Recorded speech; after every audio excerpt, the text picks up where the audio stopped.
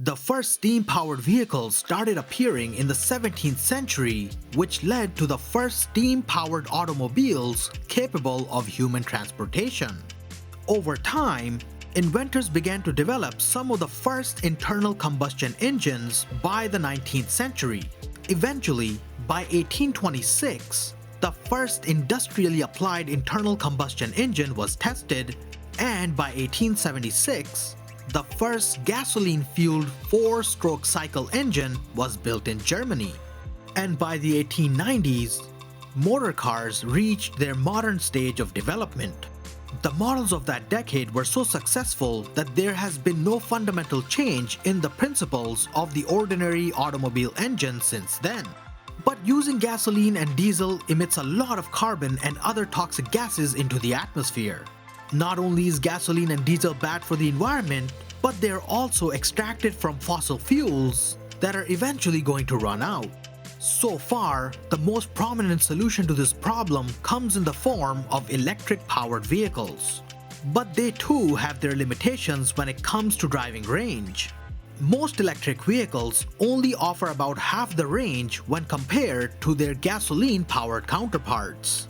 So, to improve some of these conditions, some inventors have turned to hydrogen-powered vehicles. Today, we will be discussing how hydrogen-powered vehicles differ from conventional vehicles and the prominent electric-powered ones. But as always, be sure to subscribe to our channel for more content ahead.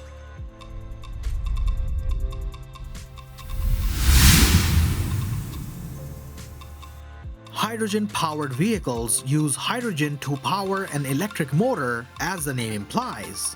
So instead of harnessing energy from natural resources and transferring it to a central battery, as is the case for regular electric cars, hydrogen cars rely on hydrogen being converted into electricity through fuel cells which supply power to the engine. This is the reason why fuel cell vehicles are also considered electric vehicles despite their comparable range and refueling system to the conventional vehicles. Fuel cells work just like batteries, but they do not run down or need recharging. A fuel cell consists of two electrodes, a negative electrode or anode, and a positive electrode or cathode that is sandwiched around an electrolyte. When a fuel such as hydrogen is fed to the anode and oxygen is fed to the cathode, a catalyst at the anode separates hydrogen molecules into protons and electrons, which take different paths to the cathode. The electrons then go through an external circuit creating electricity while the protons migrate through the electrolyte to the cathode, where they unite with oxygen and the electrons to produce water and heat. This means that fuel cell vehicles do not create tailpipe pollution when they are driven, since byproducts of converting hydrogen gas into electricity are only heat and water. Now, this sounds like a wonderful solution to the current gasoline-powered cars. So why haven't we developed this technology on a larger scale?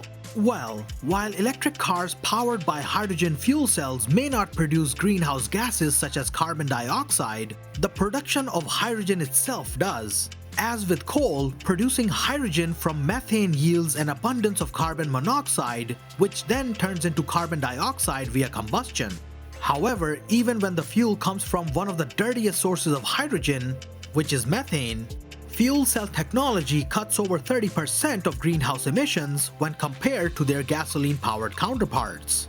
Moreover, once filled, the driving range of fuel cell vehicles are similar to the range of gasoline or diesel-only vehicles. This is very different from battery electric vehicles that must be plugged in for extended periods of time. As of now, there are 3 models of hydrogen-powered cars publicly available from 3 different companies that are considered pioneers of this technology.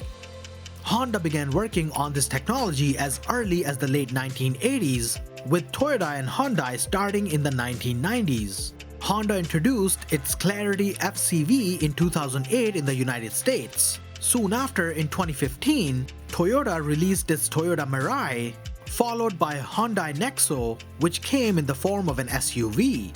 Currently, there are several challenges that hydrogen fuel cell technology faces. These include the price tag that comes with extracting hydrogen using our current methods. On top of that, hydrogen is highly flammable and very difficult to move around and store, unlike coal and oil. Furthermore, replacing the existing infrastructure to accommodate hydrogen-powered cars is extremely difficult as of now. Since gasoline is still being widely used to this day, there just isn't any infrastructure that can support hydrogen as fuel. Perhaps these are some of the reasons why Elon Musk mocked the idea of using hydrogen fuel cells over electric batteries for many years. But for now, we cannot count out this new technology and must wait and see what happens in the future. And that brings us to the end of this video. Do leave a like, share, and subscribe to our channel if you enjoy content like this. Also, let us know in the comments down below what you think about the hydrogen fuel cell technology. Until then, we'll see you in the next one.